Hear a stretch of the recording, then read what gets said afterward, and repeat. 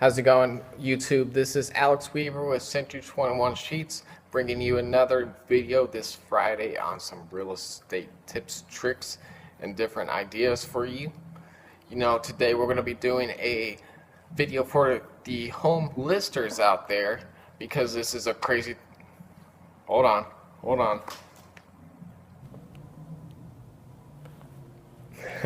I swear there was a bug flying around. The home listers out there because it's a crazy time for home sellers.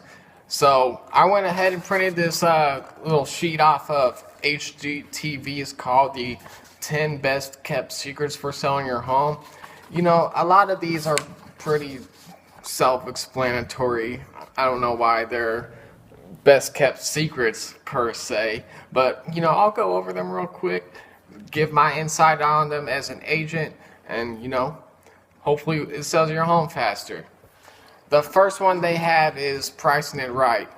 This is a pretty important one. If your home's worth $150,000, so you obviously can't price it for $300,000. Everybody thinks their home is the best home in the neighborhood, but you can't necessarily go out and price it like that every time. The second one is half empty closets. This is really just talking about don't have a cluttered home. If your home's cluttered, then a prospective buyer can't see the maximum space that the home has to offer. They just see a bunch of junk all over the place and it distracts them and whatnot. The third one is light it up. Light the home up. Maybe if you have a room that's painted black, paint it a light gray. I talked about before, I like my light grays. It's a nice color if you ask me. Black rooms, it will do you no good. I'll put my word behind that one. The fourth one that they have is when you're picking out the agent to represent your home, that you want to play the field, they say, and get the best agent that you could possibly get, one that knows the area. Luckily, if you're watching this video and you're in the Indianapolis area, all the way up to Carmel, Westfield, all the way down to Greenwood, Anderson, all the way to Danville, anywhere in there, downtown. Luckily, I picked out the agent for you. His name's Alex Weaver. He's a pretty good at agent, and if you ask me, if you want his contact information, I can definitely get it for you. As a matter of fact, I'll put it at the bottom of this video. Let's see, we are on tip number 5 right now, which is conceal the critters. If you have pets inside your home, don't leave a huge Rottweiler just running around your home for different showings.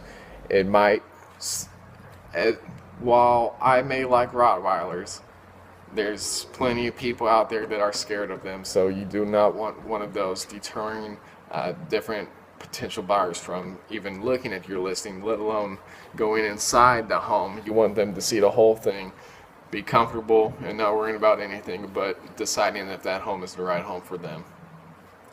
Number 6 is don't over upgrade. I don't necessarily agree with this one. I don't know if there's such thing as over upgrading unless you live in an area that is not too high of an area. If your home's already at pretty much the top of what you market suggests that the price should be, you shouldn't put another $50,000 into your home. In that case, it wouldn't make sense. But if there's still some wiggle room in that price, there's no reason not to put a little stuff in there to entice buyers to get it, except for the fact if it's something that you really like some green tile on the roof in the bathroom. If you like that, you are probably the only one in the world, so I wouldn't suggest putting that in a bathroom or anything like that. The 6th one that they have is take the home out of your house. I have no idea what that means. They have little paragraphs under everything that they have on here. If you want to go read that article, you can definitely do that. I'm not much of a reader myself, and I surely didn't read this. Take the home out of your home. I'm assuming that's another clutter one. You don't want too much clutter going on right now. Like I said, with the closet one, you want to, when a buyer comes in, you want them to see everything that your home has to offer. And if you have newspapers stacked to the ceiling in your living room, then they're going to be very distracted from the overall goal, and the overall goal is deciding if they want to buy your home or not. Let's see, what are we on? Are we on 8? 8 was the kitchen comes first. If you do anything to your home before you sell it, a lot of people look at the kitchen when they go to buy a home. Really, because the kitchen is the most expensive room in the home, really. I mean, if the bedroom needs a coat of paint, you can put a coat of paint. But if the kitchen needs new cabinets, new appliances, new floors, that adds up really quickly. So if you spend any money in your home before you put it on the market, the kitchen is always a good place to do it. Number 9 is always be ready to show. Buyers can set up a showing pretty much whenever they see the home. If they want to see the home at that time, then they can ask their agent if we can set it up. If you set it up and they come through and you have dishes stacked to the ceiling,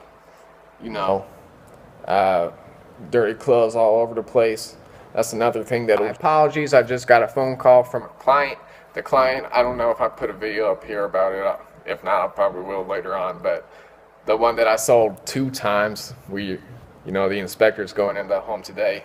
So he called to ask about that. But I'm not too sure where I was. But we're going to go to the 10th point. And the 10th point is the curb appeal, or they have it titled something like the first impression is the only impression. Which they're just saying, whenever a buyer pulls up to the property, obviously the first thing they're going to see is the yard work, the front of the home. It's always a good idea, just do a little yard work when you put it up on the market. Maybe little bushes, little flowers.